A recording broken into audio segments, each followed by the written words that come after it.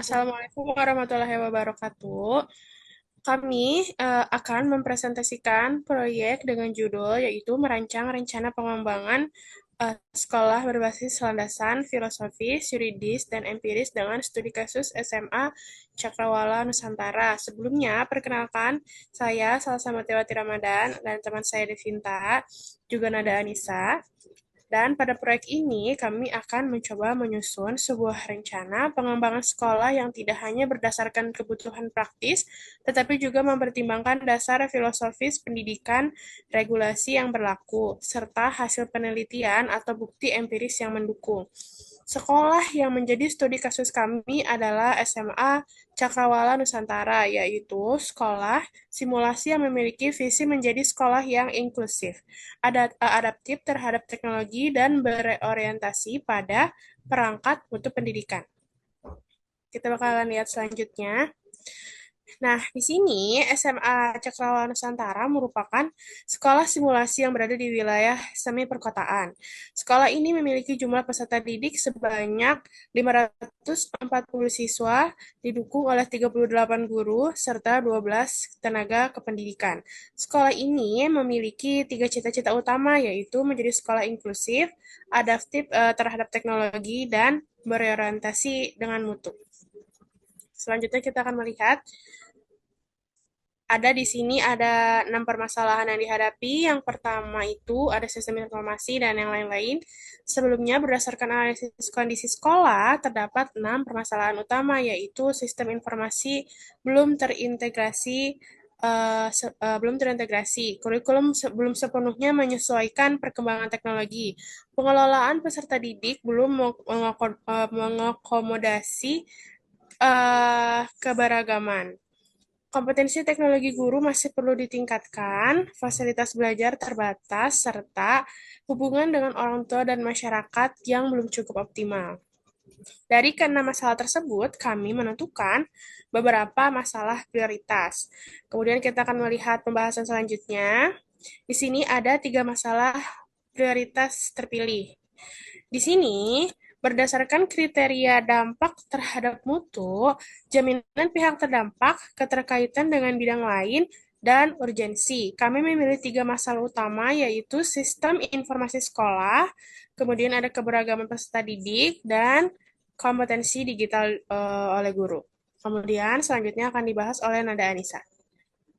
Selanjutnya ada sistem informasi belum terintegrasi. Nah, masalah pertamanya adalah sistem informasi sekolah yang belum terintegrasi. Saat ini, data siswa, guru, keuangan, dan sarana masih tersimpan secara terpisah sehingga dapat menghambat proses pengambilan keputusan. Nah, dari sisi filosofisnya, kami menggunakan pandangan pragmatisme John Dewey yang menjelaskan bahwa keputusan pendidikan sebaiknya didasarkan pada pengalaman dan bukti nyata, bukan hanya berdasarkan asumsi. Dan dari sisi yuridisnya, masalah ini berkaitan dengan Undang-Undang Nomor 20 Tahun 2003 tentang Sistem Pendidikan Nasional dan Peraturan Presiden Nomor 95 Tahun 2018 tentang Sistem Pemerintahan Berbasis Elektronik.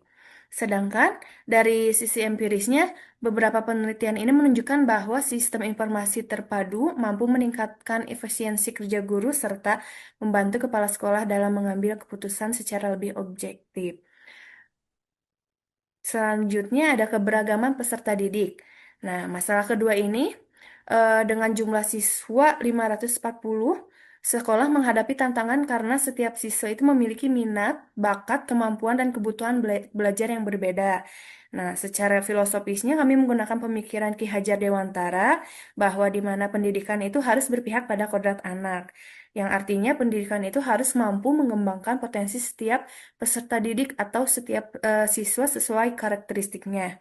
Dari sisi yuridisnya, hal ini sesuai dengan Permendiknas Nomor 70 Tahun 2009 tentang Pendidikan Inklusif serta Undang-Undang Nomor 20 Tahun 2003 yang menjamin hak setiap peserta didik memperoleh pendidikan sesuai minat dan bakatnya.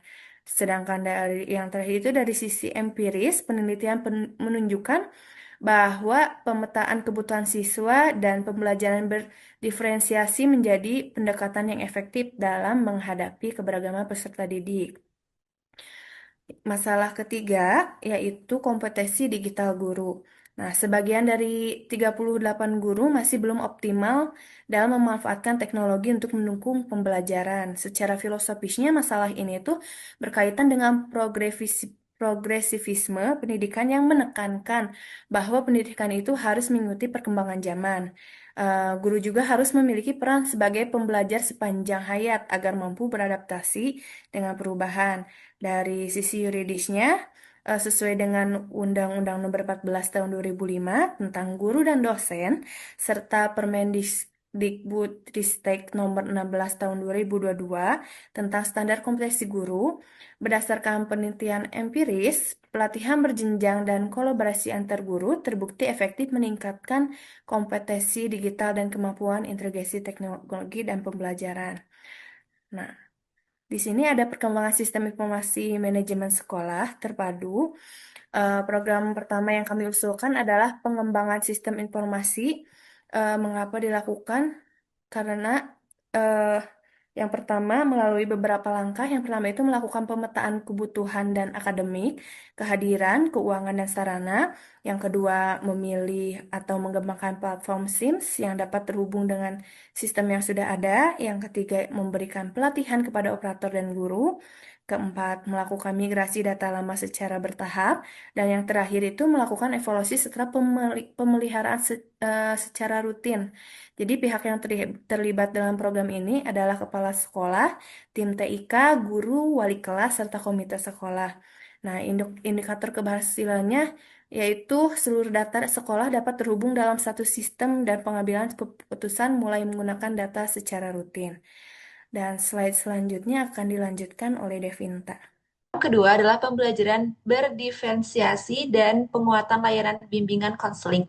Program ini dimulai melalui asesmen diagnostik, pelatihan guru, penguatan BK, dan pengembangan ekstrakurikuler sesuai minat siswa. Langkah pelaksanaannya adalah asesmen diagnostik minat, bakat, dan kemampuan awal siswa. Yang kedua, melatih guru menyusun pembelajaran berdiferensiasi. Yang ketiga, memperkuat layanan ruang BK dan kerja sama dengan psikologis pendidikan. Yang keempat, ada pengembangan ekstrakurikuler sesuai minat dan bakat yang teridentifikasi. Pihak yang terlibat pada program ini adalah guru BK, wali kelas dan guru mapel, orang tua atau wali siswa, dan juga psikolog pendidikan mitra. Untuk indikator keberhasilannya ada profil pembelajar tersedia untuk setiap siswa, partisipasi siswa pada layanan minat dan bakat meningkat, dan keluhan siswa tidak terlayani menurun. Ketiga adalah penguatan kompetensi digital guru melalui pelatihan berjenjang, komunitas belajar, dan integrasi teknologi dan modul ajar, dan observasi kelas. Untuk langkah pelaksanaannya ada asesmen kompetensi digital awal untuk seluruh guru, pelatihan bertahap dasar hingga lanjut LMS aplikasi pembelajaran, membentuk komunitas belajar atau mentor digital perumpun mapel, integrasi teknologi ke dalam modul ajar, observasi kelas untuk memantau penerapan. Untuk pihak yang terlibat untuk penguatan kompetensi adalah kepala sekolah, wakase kurikulum, guru penggerak atau mentor digital, dan narasumber TIK eksternal. Untuk indikator keberhasilan